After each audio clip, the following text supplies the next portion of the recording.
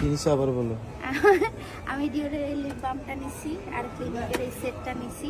সামিউল আমাকে 200 টাকা মানে 200 ইউরো বাজেট দিছে এয়ারপোর্ট শপিং করার জন্য। যাদের যাদের লাগবে তারা প্রিয়ার কাছ থেকে প্রি অর্ডার করতে পারে। প্রি অর্ডার করবেন আপনারা, নেদারল্যান্ড থেকে পাঠিয়ে দিব। এবার নওরিন আফরোজ প্রিয়াকে এয়ারপোর্টে শপিং করতে 30,000 টাকা দিয়েছেন তার স্বামী সামিউল, যা দেখে অবাক হয়েছেন নেটিজেনরা। নতুন বিবাহিত দম্পতিরা সোশ্যাল মাধ্যমে তাদের ভালোবাসা বেশি বেশি করে শো অফ করতে থাকেন। নওরিনও সেই কাতারেই পড়েছেন। বিয়ের পর থেকেই প্রতিটা মুহূর্ত শেয়ার করছেন সোশ্যাল মাধ্যমে। বিয়ের 1 সপ্তাহের মধ্যেই দেশ ছেড়ে নেদারল্যান্ডে গিয়েছেন এই নতুন দম্পতি। 3 দিন হলো স্বামীর সাথে নতুন দেশে রয়েছেন নওরিন। একটি ভিডিওতে দেখা গেল তার স্বামী সামিউল কতটা ভালোবাসে।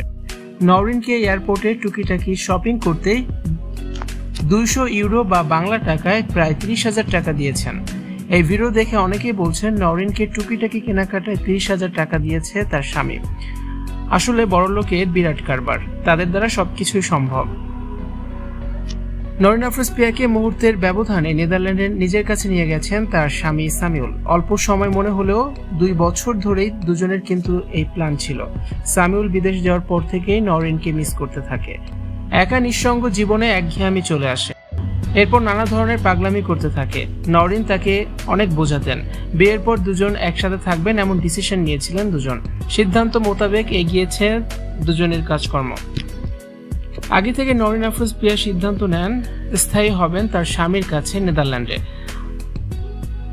হাজব্যান্ড ওয়াইফ সুখে বাকিটা জীবন কাটাবেন।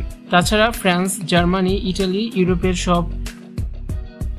সব সুন্দর সুন্দর দেশগুলোতে ঘুরবেন। এদিকে নওরিনের ব্যবসার দায়িত্ব এখন তার বড় বোনের ওপর। আর তিনি কবে বাংলাদেশে ফিরবেন তা কেউই জানে না। ভিউয়ার্স, নওরিন সামিউলের ভিডিও দেখতে আপনাদের কাছে কেমন লাগে কমেন্টস করে অবশ্যই জানিয়ে দিন।